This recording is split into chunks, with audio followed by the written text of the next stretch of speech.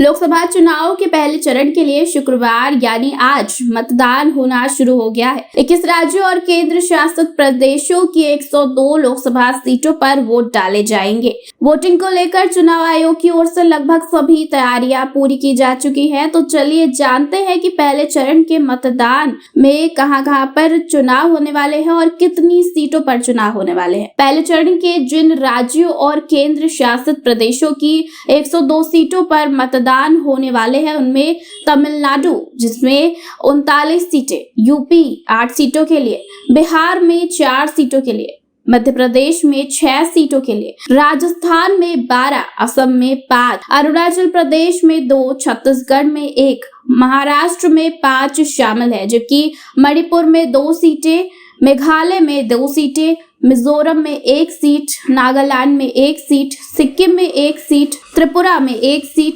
उत्तराखंड में 5 सीट, पश्चिम बंगाल में 3 seat, Andaman and Nicobar island पर 1 सीट, जम्मू और कश्मीर में 1 सीट, लक्षद्वीप में 1 सीट और पुडुचेरी में भी 1 सीट के लिए वोटिंग होगी। इसी के साथ आपको बता दें कि वोटिंग शुक्रवार सुबह 7 बजे से ही शुरू हो चुकी है, जो कि शाम 6 बजे तक चलेगी। हालांकि कुछ जगहों पर वोटिंग खत्म होने का समय अलग अलग हो सकता है। इस बीच चुनाव आयोग ने बताया है कि करीब 16.5 करोड़ से ज्यादा वोटर पहले चरण में मतदान करेंगे, जिनमें से 35.5 लाख से ज्यादा वोटर पहली बार वोटिंग करने वाले हैं। पहले चरण में 8 करोड़ 4 लाख पुरुष मतदाता हैं, जबकि 8 करोड़ 23 लाख महिला वोटरों की संख्या है। इसके अलावा 11,000 से ज्यादा थर्ड जेंडर के मतदाता भी शामिल हैं। चुनाव के मद्देनजर चुनाव आयोग ने 1,87,000 से ज्यादा पोलिंग बूथ पर सुरक्षा के कड़े इंतजाम किए हुए हैं। पोलिंग बूथ पर लगभग